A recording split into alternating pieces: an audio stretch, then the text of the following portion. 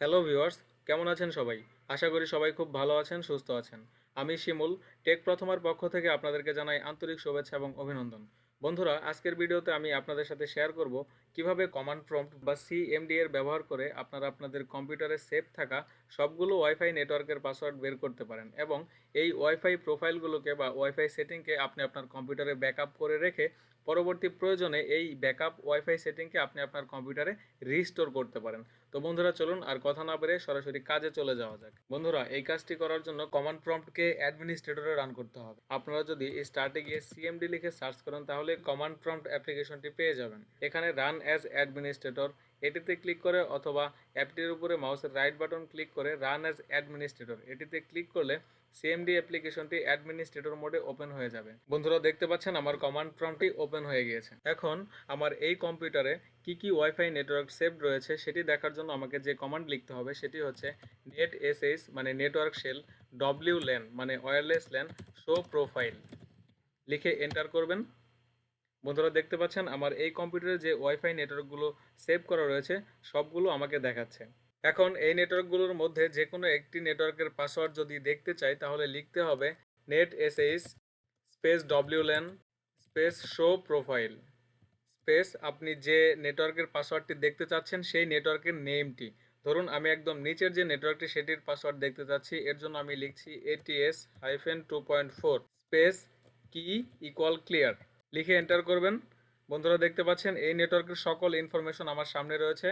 এখানে network SSID name ATS-2.4 এবং security settings ট্যাবে কি কন্টেন্টে যে লেখাটি দেখতে পাচ্ছেন ATSADMIN এটি হচ্ছে এই নেটওয়ার্কটির পাসওয়ার্ড। বন্ধুরা, এভাবে আপনারা এখানে দেখানো সবগুলো ওয়াইফাই নেটওয়ার্কের পাসওয়ার্ড দেখতে পারবেন। তো বন্ধুরা, এবার আসি ওয়াইফাই নেটওয়ার্ক প্রোফাইল ব্যাকআপ এবং রিস্টোর নিয়ে। আসলে ওয়াইফাই নেটওয়ার্ক প্রোফাইলগুলো আমাদের ব্যাকআপ করার প্রয়োজনটা কেন হয়? ধরুন আপনি যে ওয়াইফাই নেটওয়ার্কটি ব্যবহার করেন সেই নেটওয়ার্কটি কোনো কারণে বা ভুলবশত আপনার ডিভাইস থেকে রিমুভ হয়ে গেছে, অথবা ধরুন আপনি আপনার কম্পিউটারটি আপনার বাসা, আপনার অফিস অথবা অন্য কোথাও ব্যবহার করেন, যার জন্য আপনার কম্পিউটারে এরকম অনেকগুলো নেটওয়ার্ক সেভড রয়েছে। এখন আপনি আপনার কম্পিউটারে নতুন করে অপারেটিং সিস্টেম ইনস্টল করলেন, যার জন্য আপনার কম্পিউটারে যে সেভড নেটওয়ার্কগুলো ছিল সবগুলো রিমুভ হয়ে গিয়েছে। এখন প্রত্যেকটি জায়গায় গিয়ে আপনাকে আবার নতুন করে পাসওয়ার্ড দিয়ে আপনার নেটওয়ার্কটি কানেক্ট করতে হবে। এমনও হতে পারে যে অনেক জায়গার ওয়াইফাই এর যে পাসওয়ার্ড ছিল সেটি হয়তো আপনি জানেন না, আপনাকে পাসওয়ার্ডের জন্য আরেকজনের কাছে জিজ্ঞেস করতে হবে।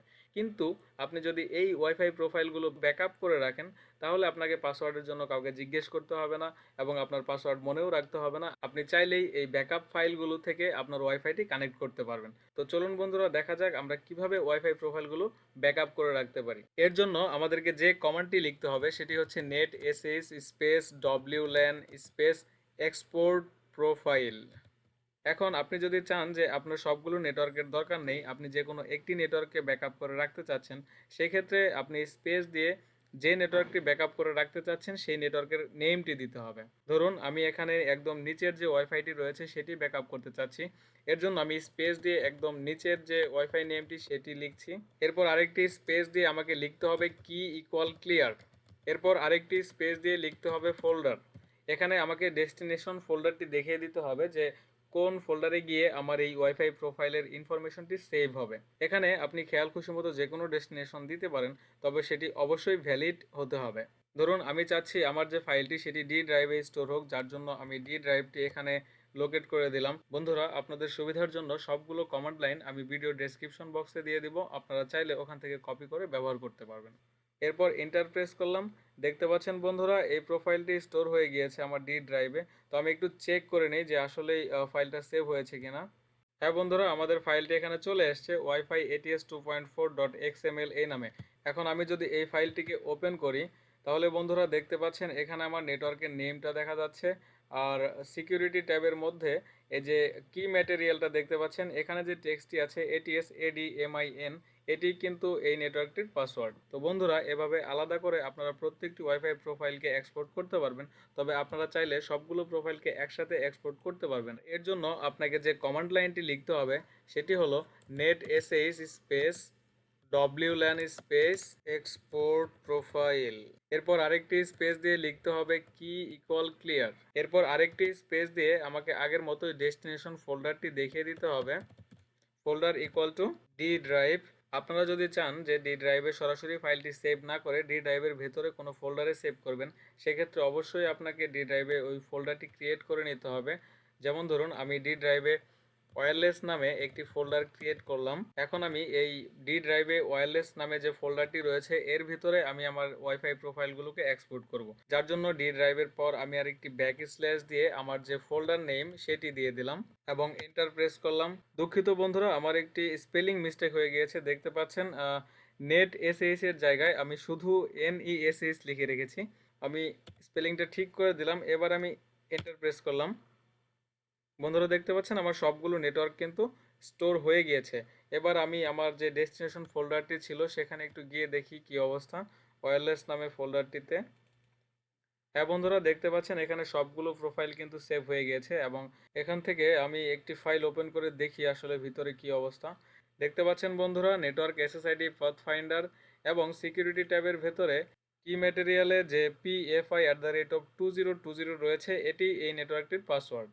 তো বন্ধুরা, এখন আমরা দেখব কিভাবে আমরা সেই ব্যাকআপ ফাইলগুলোকে আবার রিস্টোর করতে পারি।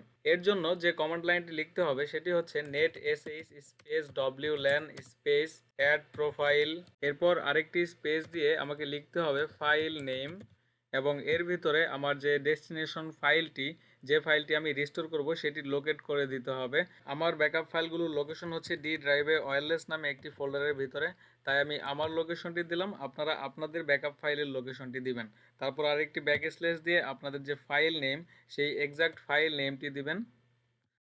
আমি এখান থেকে ফাইল নেমটি কপি করে দিচ্ছি, আপনারাও চাইলে ফাইল নেমটি কপি করে দিতে পারেন। তবে যখন কমান্ড লাইনে ফাইল নেমটি লিখবেন তখন অবশ্যই ফাইলের এক্সটেনশনটি সহ লিখবেন, মানে .xml সহ লিখবেন এবং ফাইল নেমের পরের অংশটুকুকে ডাবল কোটেশনের ভিতরে রাখবেন। বন্ধুরা, আমার কমান্ড লাইন লেখাটি শেষ হয়েছে। আপনাদের দেখানোর জন্য আমি আমার ওয়াইফাই নেটওয়ার্কটি ফরগেট করে নিচ্ছি। আপনারা দেখতে পাচ্ছেন ব্যাকআপ প্রোফাইল থেকে যে নেটওয়ার্কটি অ্যাড করার জন্য আমি কমান্ড লিখে রেখেছি সেই নেটওয়ার্কটি মানে ATS টেস্ট রাউটার 5Gতেই আমি কানেক্ট রয়েছি। এখন এই নেটওয়ার্কটিকে আমি ফরগেট করে দিচ্ছি। বন্ধুরা দেখতে পাচ্ছেন আমার ওয়াইফাই কানেকশনটি ডিসকানেক্ট হয়ে গিয়েছে এবং আমি আবার যখন এই নেটওয়ার্কটিতে কানেক্ট করতে যাচ্ছি তখন পাসওয়ার্ড চাচ্ছে। কিন্তু এই নেটওয়ার্ক প্রোফাইলটি যেহেতু আমার আগের থেকে ব্যাকআপ করা রয়েছে, তাই এখন আর আমি নতুন করে পাসওয়ার্ড না দিয়ে CMD উইন্ডোতে এসে CMDতে যে কমান্ড লাইনটি লেখা রয়েছে সেটিকে রান করার জন্য এন্টার প্রেস করলাম। বন্ধুরা দেখতে পাচ্ছেন আমার নেটওয়ার্কটি অ্যাড হয়ে গিয়েছে এবং সাথে সাথেই আমার ওয়াইফাইটিও কানেক্ট হয়ে গিয়েছে। বন্ধুরা, ভিডিওটি যদি আপনাদের ভালো লেগে থাকে তো ভিডিওতে লাইক করুন, কমেন্টস করুন, শেয়ার করুন বন্ধুদের সাথে, আর আমার চ্যানেলটি সাবস্ক্রাইব করে আমার সাথে থাকুন। বেল বাটনটি ক্লিক করে দিন পরবর্তী ভিডিওর নোটিফিকেশনের জন্য। ভিডিওর শেষ পর্যন্ত থাকার জন্য আপনাকে অসংখ্য ধন্যবাদ। দেখা হচ্ছে পরবর্তী ভিডিওতে। সে পর্যন্ত ভালো থাকুন, সুস্থ থাকুন।